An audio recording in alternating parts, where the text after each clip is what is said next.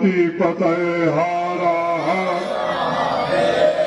जेके media देखने वाले सभी दर्शकों का एक बार फिर से बहुत बहुत स्वागत है। तो छोटा काशी पुरमंडल धर्म नगरी में हुआ भव्य देविका महाआरती का आयोजन। सबसे पहले ये खूबसूरत तस्वीरें देखें, जो सनातन की खूबसूरत तस्वीरें आज हमें पुरमंडल धर्म नगरी में देखने को मिली है। और इस महाआरती में एलजी मनोज सिन्हा जी ने भी हिस्सा लिया। और देखें कितना खूबसूरत नजारा बना धर्म नगरी पुरमंडल छोटा काशी में। तो आप सभी से अनुरोध, अपने स्थान पर खड़े होकर जोरदार तालियों से हमारे मुख्य अतिथि का स्वागत करें।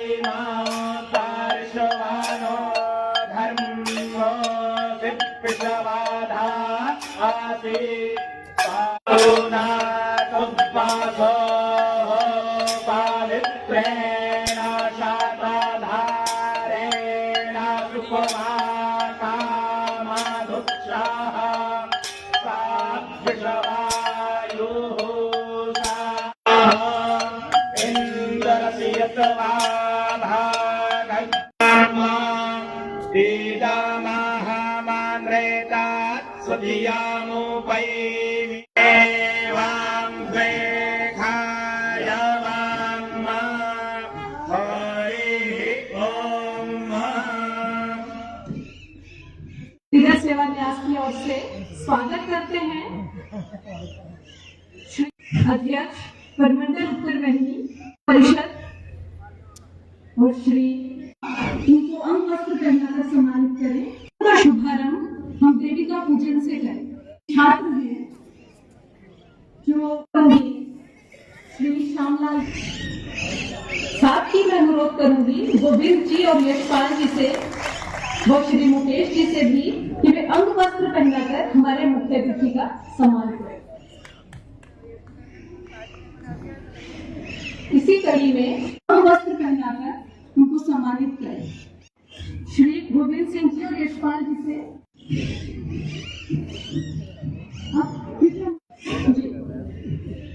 श्री रमेश चालक RSS,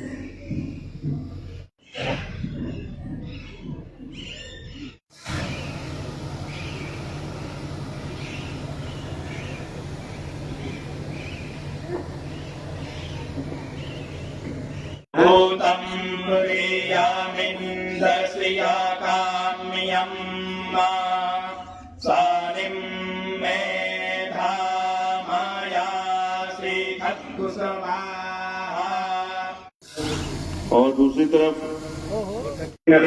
अन्य साथी पुरमंडल उत्तर वाहिनी तीर्थ स्थान के समग्र विकास के लिए पुरमंडल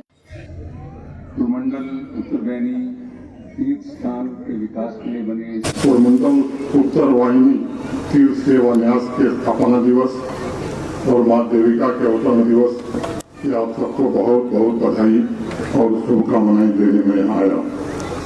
पुरमंडल की महिमा और इसकी अलौकिकता को अगर मुझे शब्दों में वर्णित करना हो तो मैं कहूँगा कि हमारी सनातन संस्कृति की आत्मा का प्रतीक है। पुरमंडल बाबा भोलेनाथ के प्यासे साधकों का तीर्थ है और इस क्षेत्र के कदम कदम पर संतों के तप की ऊर्जा भी है। पुरमंडल समर्पण है, पुरमंडल श्रद्धा है, पुरमंडल स्वयं में प्रार्थना है, पुरमंडल अंतर यात्रा की अभिप्सा भी है। सदियों से पुरमंडल में महादेव के आशीर्वाद से श्रद्धालुओं के लिए नए दृष्टिकोण, नई सोच, नए विचारों के अंकुर फूटते रहे हैं, जिन्होंने समाज तथा राष्ट्र को नई दिशा देने का काम किया है।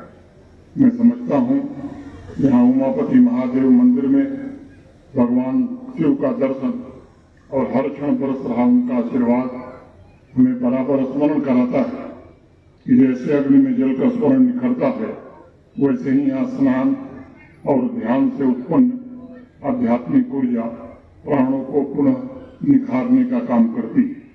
ये अलौकिक भूमि भारत की संस्कृति और एकता का भी प्रतीक है, जहाँ जनमानस की सामूहिक आस्था स्थापना दिवस के उपलक्ष्य में 15 से 18 नवंबर तक आयोजित किए गए 4 दिवसीय शिव कथा में भी दिखाई पड़ रही।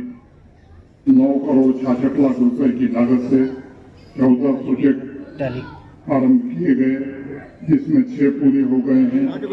अन्य प्रोजेक्ट अभी अनिल सिंह जी ने बताया कि काम चल रहा है, इसे भी जल्द पूरा कर लिया जाए। उत्तर वाहिनी सर्किट के विकास के लिए 3 करोड़ 98 लाख रुपए की लागत से 6 प्रोजेक्ट शुरू हुए थे, जिसमें 2 प्रोजेक्ट पूरे कर लिए गए हैं। शेष 4 प्रोजेक्ट को भी जल्दी से पूरा किया जाए। सुरसर मानिसर डेवलपमेंट अथॉरिटी के तहत 3 प्रोजेक्ट पिछले वित्तीय वर्ष में शुरू हुए थे, जिसमें 1 प्रोजेक्ट पूरी कर ली गई है। शेष 2 प्रोजेक्ट भी जल्द पूरे हो जाएंगे। वर्तमान वित्त वर्ष में 5 प्रोजेक्ट पर काम शुरू हुआ है। परमंडल डिग्री कॉलेज की मांग जो पिछली बार मैं आया था, तो मेरे सामने रखी गई थी। पता नहीं यहाँ के लोगों को याद है कि नहीं याद है। 2021 में उस प्रोजेक्ट की स्वीकृति दे दी गई थी।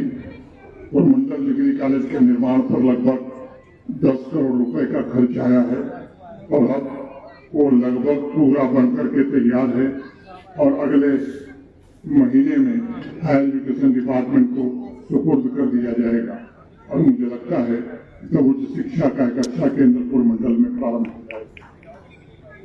वेद विद्यालय के लिए मैं एक बात कहना चाहता हूँ। ट्रस्ट आपको भवन देगा या नहीं देगा, इसकी जिम्मेदारी मैं नहीं ले सकता।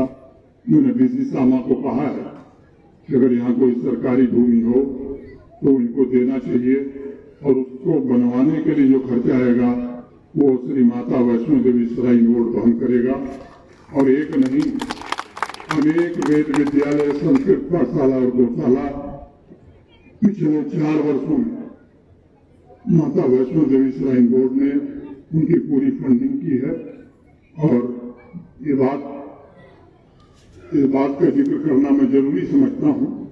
पिछले वर्ष रियासी जिले में 1 करोड़ रुपए की लागत से 5 नए मंदिरों का निर्माण माता वैष्णो देवी श्राइन बोर्ड ने किया और इस साल 5 मंदिरों का निर्माण फिर से 1 करोड़ रुपए की लागत से प्रारंभ कर दिया। वहीं बगल में शंकराचार्य टेम्पल का निर्माण 30 करोड़ रुपए की लागत से माता वैष्णो देवी श्राइन बोर्ड ने शुरू किया। शिवखोड़ी के सुंदरीकरण का काम 8 करोड़ रुपए की लागत से पूरा कर दिया गया है। पटना में और शिवखोड़ी बाबा भोलेनाथ के मंदिर में हेलीपैड के निर्माण का काम चल रहा है, जो 2 महीने में पूरा हो जाएगा। कुल 30 करोड़ रुपए की लागत से काम पूरा किया जा रहा है, ताकि जो माता के भक्त वैष्णो देवी आते हैं वो हेलीकॉप्टर के द्वारा भगवान भोलेनाथ के दर्शन के लिए शिवखोड़ी जा सकें। कोई गुरुकुल चलाना चाहता है, कोई संस्कृत, क्योंकि कभी कभी साथियों से अनुरोध करूंगा।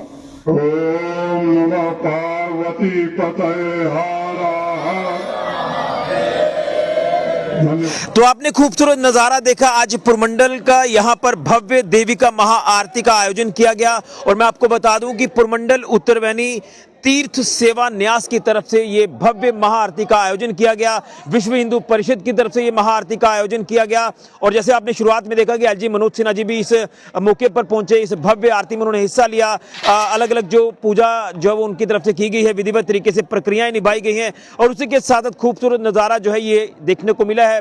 यूँ कहें तो हरिद्वार में जो गंगा माँ की आरती होती है, उसी आरती की तर्ज पर काशी में होने वाली आरती की तर्ज पर यह देविका मैया की आरती भी यहाँ पर की गई है, देविका घाट में। और कहीं ना कहीं जम्मू तवी में जो आरती होती है, इसी तरह से अब देविका मैया के चरणों में यहाँ पर आरती का ये शुभारंभ जिस तरह से हुआ है, ये पहले ही कई महीने हो चुका था, लेकिन अब दोबारा से इसे यहाँ पर जो है वो आयोजित किया गया है। घगवाल श्री नरसिंह धाम की अगर बात करें तो अलग अलग हमारे जो धार्मिक स्थल हैं जम्मू कश्मीर के, यहाँ पर ये आरती का आयोजन किया जा रहा है।